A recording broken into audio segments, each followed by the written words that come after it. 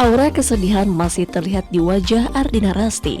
Ia kecewa betul atas keputusan polisi yang tidak melakukan penahanan terhadap Eza Gionino.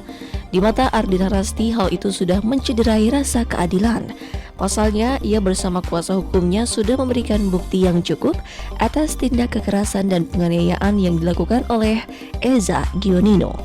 Eza sebagai tersangka telah kooperatif selama pemeriksaan. Dan menurut kami itu kan penilaiannya subjektif ya, itu penilaian mereka. Dan mereka bilang bahwa ini ancaman pidananya maksimal tidak sampai 5 tahun, sehingga tidak dapat dilakukan penahanan.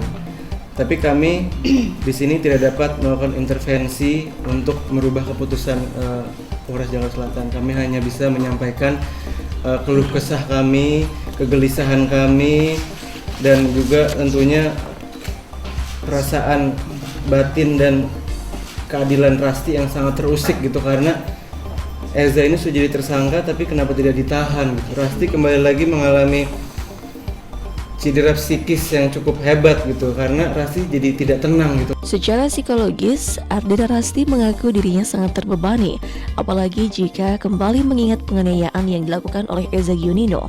Lantas, apa tanggapan Rasti ketika dalam jumpa pers beberapa waktu lalu, Eza tidak mengaku telah melakukan penganiayaan dan Eza malah menuding Rasti hanya mencari sensasi saja.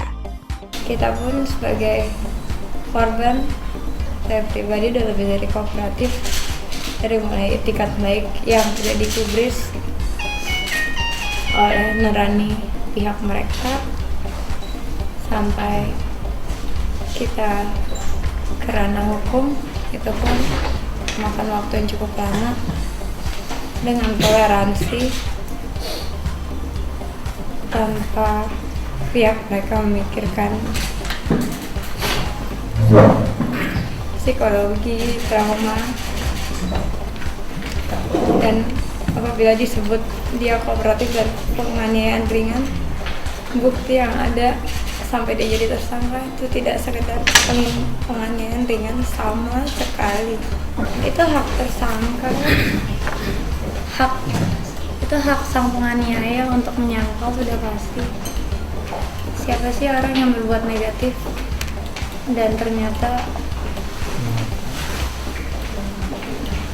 mengakui kan tidak ada, tapi sudah sampai ke lembaga hukum tertinggi di Indonesia yang ditetapkan sebagai tersangka dan masih menyangkal di TV nasional, itu juga hak dia.